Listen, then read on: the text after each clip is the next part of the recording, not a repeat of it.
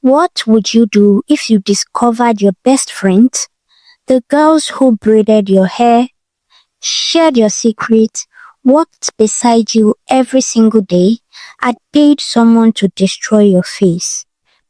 This is the true story of beauty, betrayal, and the bottle that changed everything. And trust me, you need to see how this ends.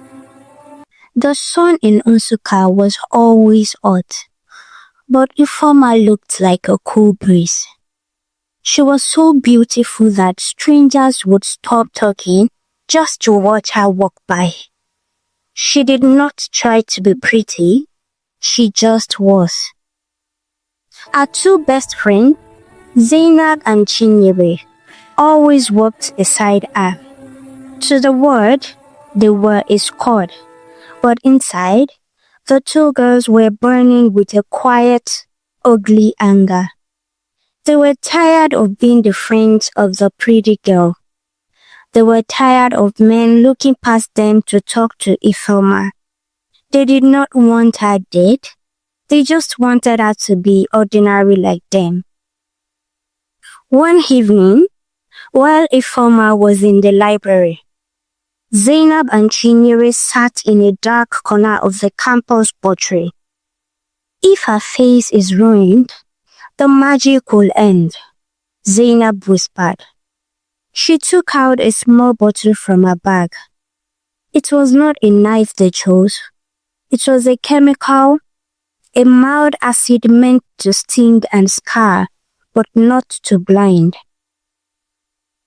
They hired a boy named Jude to do the job. They told him to wait behind the Faculty of Art building at 9 p.m. They would lead Ifeoma there, pretending it was a shortcut to a party. Ifeoma, hurry up, the party has started, Chinyere said, pulling Ifeoma's arm. I am coming. But this place is so dark, Ifeoma said, feeling a strange shiver. She was wearing a simple white dress. She looked like an angel in the moonlight. As they reached the back of the building, a shadow jumped out. It was Jude. He was wearing a mask. He held the bottle up, ready to splash it. Give me your phone, he screamed, acting out the robbery they had practiced. But Ifeoma was fast. Instead of running away, she grabbed Zainab's hand to pull her friend to safety. In the confusion, Ifeoma tripped and fell. As she fell, she accidentally kicked the bottle out of Jude's hand. The liquid splashed, but not on Ifeoma. A scream ripped through the night, but it did not come from Ifeoma. It came from Zainab. The liquid had landed right on her feet and her hands. Jude, seeing things had gone wrong, dropped a small piece of paper and ran into the bushes. Ifeoma rushed to Zainab. Are you okay? Let me help you.